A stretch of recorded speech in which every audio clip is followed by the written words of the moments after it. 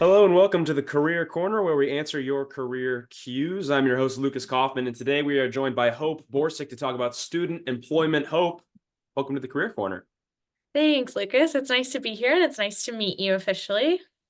Great to have you. So, before we jump into student employment, do you want to just introduce yourself and tell the viewers at home who you are? Sure, I'd love to. So my name's Hope Borsic. I'm a recent Ithaca College alumna. I graduated in 2023 as an English education major. I spent the last year teaching English in Spain on a Fulbright grant, and I have officially returned this year to oversee student employment. Student employment has historically been within our Human Resources Department, and now it's transitioning over into our Center for Career Exploration and Development, which is really exciting. So I get to be on the team of people sort of reimagining what that looks like. So I'm super excited to be here. Amazing. So, student employment, very important for a lot of students, whether it's for, to get some money to help them live away from home or to, get their career kick started. So, I want to ask you, what are some effective strategies students can use to find job opportunities? Definitely, Lucas. So student employment at Ithaca College is a really exciting opportunity. All matriculated students at IC's campus are eligible to work while they're a student, regardless of if they have a federal work study, regardless of if they have an F1 or a J1 visa, and are an international student. All matriculated students are eligible to work while they're a student. And so for students who are interested in finding employment on campus, through student employment, I recommend that you go to our student employment job database. So that's our prospective student employment job database, where you can apply for all open positions. Any job that says student before it is going to be available for students to apply to. We obviously recommend you apply with both a cover letter and a resume in order to be considered for those positions. And we have jobs available all over campus that are specific to each individual student's skill sets. So not all jobs are the same on campus. Students might find a job where they're sitting at a desk, performing clerical work, maybe at the library or in one of our residential life offices.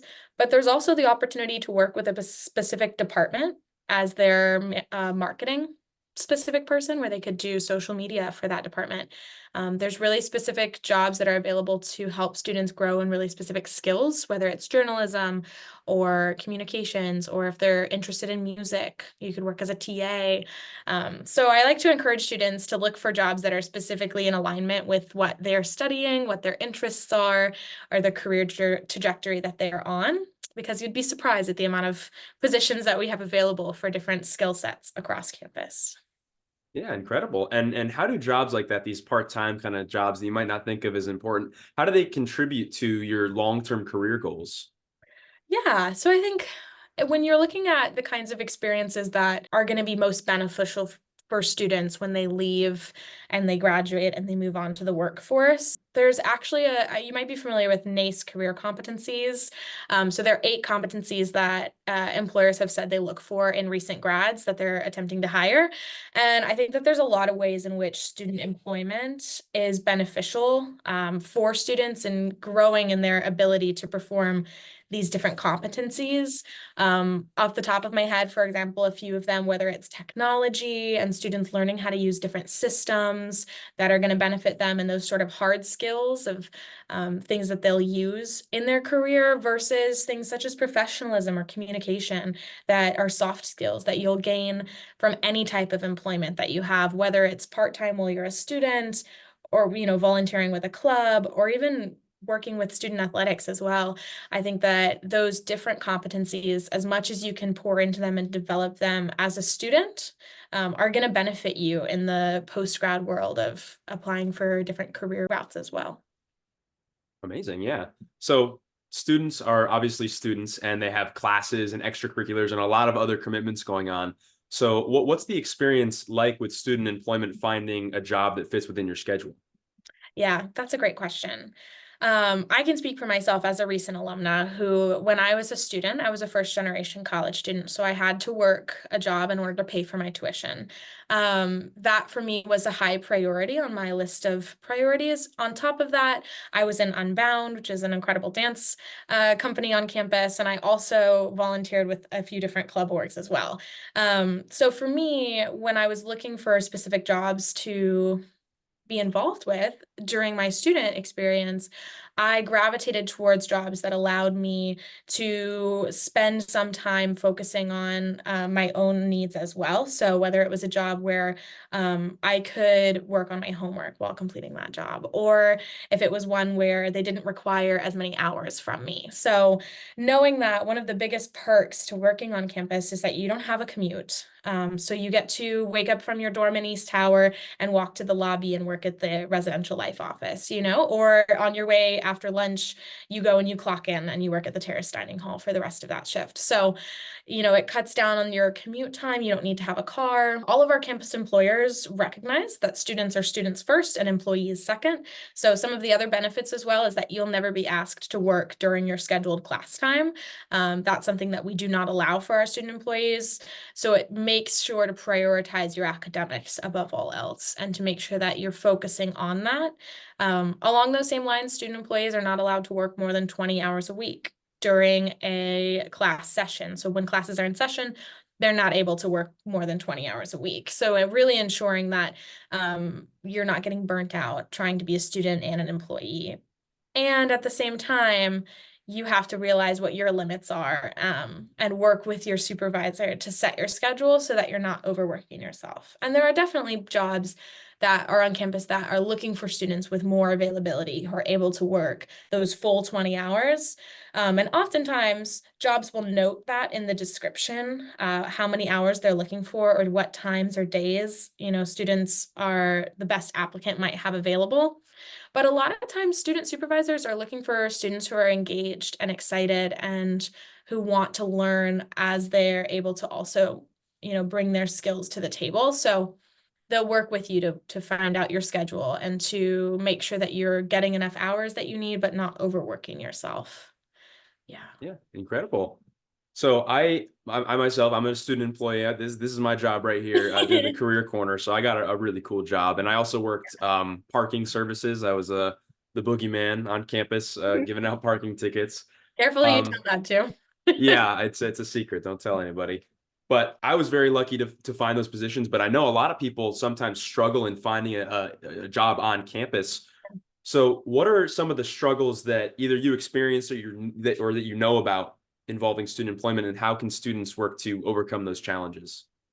That's a great question. And it's one that I think is hoping to be um, solved with this move. So, student employment historically, as I mentioned, has been in human resources. And our folks in human resources are awesome at what they do, and they do a lot. And so, I think when thinking about student employment and which department might have more bandwidth and more ability to be able to support students in different ways, that's part of the reason that it's making the change over here to our career center, because my role was created in order to help students and fill that gap. So I think now there are becoming a lot more resources available to students who are having a hard time finding employment. One of the first ones I want to highlight is the use of our Career Services Center for students looking for on-campus employment. Students are encouraged to come in and meet with one of our peer career advisors, our PCAs, in the career office Monday through Friday from 11 a.m. to 2 p.m. Thursdays, you can't come during the lunch hour, in order to meet with them and look at their resume, look at the jobs that are available on campus and apply to those. I think there's a misconception that the Career Services Center is only for post-grad opportunities. So making sure that students are aware that this is available, excuse me, for you right now in the place that you're at with your application process, even for on-campus jobs. Along with that, you can also reach out to me directly and schedule a meeting with me to look at jobs, to look at your specific resume and figure out which positions might be most suitable to your skills and also where you're headed. So I think that there's a lot of opportunity that comes with the Career Center taking on student employment and being able to provide students with more niche assistance and more specific help with really specific tasks. So we're really excited and hopeful. And as we start rolling out more of those resources, it's exciting. Yeah. Amazing. So when did this transition happen? I had no idea this was going on. Yeah, so it actually took place over the summer. It's happened a bit over the past year. There have been lots of conversations between departments in order to make this transition the most smooth that it can be. And until probably into next year, we're still going to be working really closely with human resources. I've described it a few times as like dancing with them because we sort of are, learning different tasks and still figuring out exactly what that transition looks like and what it's going to mean. So in the meantime, students have access to both me and our folks in human resources, which is exciting. So there's not necessarily going to be a gap between who students can reach out to for support. They'll just be doubly the amount of help until we're able to fully set up that transition. But yeah, my role officially started in July when I returned from Spain. So July, amazing. So yeah. and this transition has happened. Students could drop in 11 to 2 right like this week and start looking at jobs. Exactly. They could pop in this coming Monday and talk with PCAs about it. Yeah. Incredible. Do you have posters? Do we have posters up? Yes. I mean, you might have seen around campus. I do have a specific finding student employment poster. I don't know. Maybe I need to turn off my blur so that you can see this poster. Let's see. There we go. So this finding student employment, any of these QR codes are going to take students directly to the job database where they can apply to jobs, and even have information here on the NACE competencies that we just talked about and how student employment on campus might benefit different students and their goals. So there's lots of information. There's also a new piece on the Career Center's website for student employment where there's lots of information about federal work study, about I-9 forms, about lots of different opportunities for students. Yeah. Incredible. Well, this is a great change. I didn't know this was happening. I'm excited for students that hopefully won't have to deal with any of the challenges that they maybe experienced in the past. Yeah. We're growing short on time here. This has been great. Are there any closing remarks you have about student employment? Anything that we haven't covered already? No, I think just encouraging students that if they have questions, if they have doubts, if they're really struggling to find a job, to reach out, because we really want to be here to support students, to make sure that they are getting the resources that they need for whichever stage of employment they're at. If they're just trying to decide if working while being a student is feasible for them, if they already have a job and they're not getting the most out of it, or even once they finish and they're trying to figure out how to put a student employment opportunity on their resume and present that to the world, that, our office is something where we can help them at every single step. They can email student employment at ithaca.edu specifically any questions, and we'll get back to them there. But also being, able to drop in for our PCA drop-in hours at any point during the week as well. Amazing. Well, Hope, I'm going to have to modify the outro here. Normally, I would say you don't have to wait for our next episode for career guidance. You can go to drop-in hours, 11 to 2 in a Muller Faculty Center. 101? Yes. Yes, 101. But you can also go there for student employment guidance. Hope, thank you so much for joining us. Thank you, Lucas. Lovely to meet you. And ladies and gentlemen at home, I'm Lukas Kauffman, and this has been Career Corner.